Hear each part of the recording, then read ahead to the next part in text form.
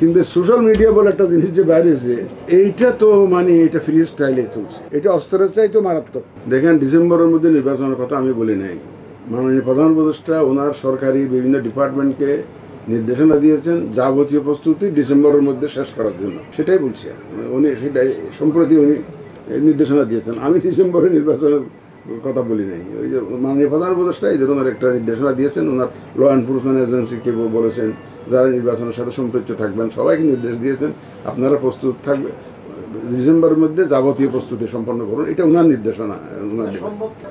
অসম্ভব মানুষ চাইলে অসম্ভব কিছু না, যদি আপনি চান এটা সম্ভব। আর এক্স্যাক্টলি চ্যালেঞ্জ যদি বলেন, কি প্রশ্ন করলেন যেন একজন বলে যে নির্বাচনের চ্যালেঞ্জ তো বহুবিধ চ্যালেঞ্জ আছে এবং নিত্য নতুন কতগুলো চ্যালেঞ্জ এখন আমাদের সামনে দেখা দিয়েছে, যেগুলো আগে এত এইভাবে ছিল না। সবচেয়ে বড় চ্যালেঞ্জ হচ্ছে এখন মানুষের যে আস্থা ফিরিয়ে আনা নির্বাচন ব্যবস্থা, নির্বাচন কমিশন, নির্বাচন ব্যবস্থার উপরে মানুষের যে আস্থা ফিরিয়ে আনা, এটা একটা বড় চ্যালেঞ্জ আমাদের জন্য, সবচেয়ে বড় চ্যালেঞ্জ এটা। কিন্তু 2 নম্বর চ্যালেঞ্জ হচ্ছে ভোটারদেরকে ভোট কেন্দ্রমুখী করা।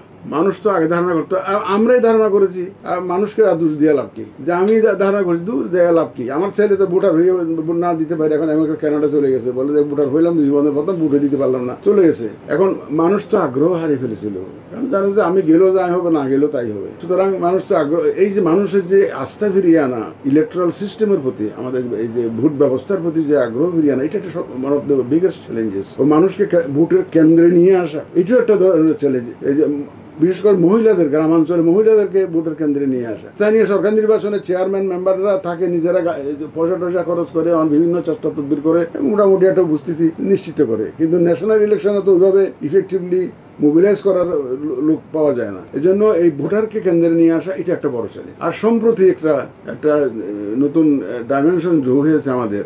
আপনারা যারা ফর্মাল নিউজ চ্যানেলস আছেন, টিভি চ্যানেলস আছেন, প্রিন্ট মিডিয়া আছেন, ওনারা একটা দায়িত্বশীলতার মধ্যে থেকে কাজ করেন বলে আমি বিশ্বাস করি। আমি তো বাংলাদেশের তথ্য সচিব ছিলাম 20-21 বছর আগে। 2004 সালে আমি ইনফরমেশন সেক্রেটারি ছিলাম। তখনও তো দেখেছি মিডিয়ার সাথে মোটামুটি ভাবে একটা নর্ম এথিক্স এটা ফলো করার চেষ্টা করে নিজেদের থেকে। কিন্তু সোশ্যাল মিডিয়া বলে একটা জিনিস যে বাইরে হয়েছে, এইটা তো মানে এটা ফ্রি স্টাইলে চলছে। এমন ভাবে চলছে যে একজনে একটা ফেসবুকে অপতথ্য দিল বা ভুল তথ্য দিল, একটু যাচাই বাছাই না করে আর 1000 লোকে শেয়ার করে দিল।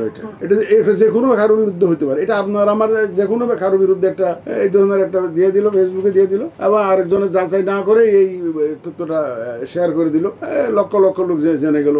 এখন আপনি কি লক্ষ লক্ষ লোকের কাছে গিয়ে বুঝাবেন যে আমি আসলে এই দুষ্ট করি নাই, আসলে এটা ঘটনা ঠিক নাই, এখন বুঝাবেন আপনি? বলেন।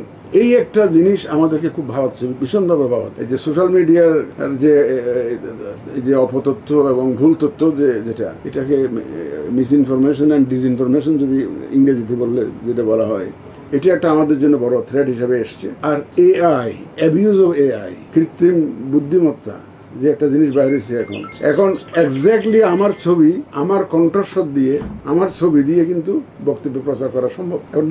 আপনি ফেসবুকে দেখবেন, ওখানে দেখবেন যে 60% 70% কিন্তু অরিজিনাল যিনি যাকে দেখা যাচ্ছে ওনার নিজের না, এবং ওনার কণ্ঠস্বরও ওনার নিজের না। এটা আর্টিফিশিয়াল ইন্টেলিজেন্স ইউজ করে ওনার চেহারাটাও বানিয়ে দিয়েছে, ওনার কণ্ঠস্বরটাও জুড়ে দিয়েছে। এই ইলেকশনে এই অ্যাবিউজ অফ এআই, এটা একটা আমাদের জন্য বড় চ্যালেঞ্জ হিসেবে দেখা দিয়েছে। আমরা seriously we are working on it. দেশি বিদেশি বিশেষজ্ঞদের নিয়ে কাজ করছি কিভাবে এটা অ্যাড্রেস করা যায়। এখন দেখা যাচ্ছে যে বিভিন্ন উন্নত দেশেও ধরনের থ্রেট আছে, এবং আমি শুনেছি যে একটা ইউরোপের একটা দেশে ইলেকশন স্টপ করতে হয়েছে। এত মিস ইনফরমেশন এবং ডিসইনফরমেশন এআই এর মাধ্যমে সার্কুলেট করে দিয়েছে যে তারা they had to postpone the election.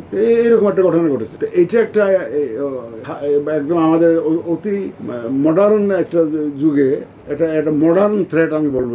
এটা অস্ত্রের চাইতে মারাত্মক। এটা এখানে কিন্তু ভাই আমি আপনাদের কাছে অনুরোধ করবো, এখানে আপনাদের একটা বিশাল ভূমিকা আছে।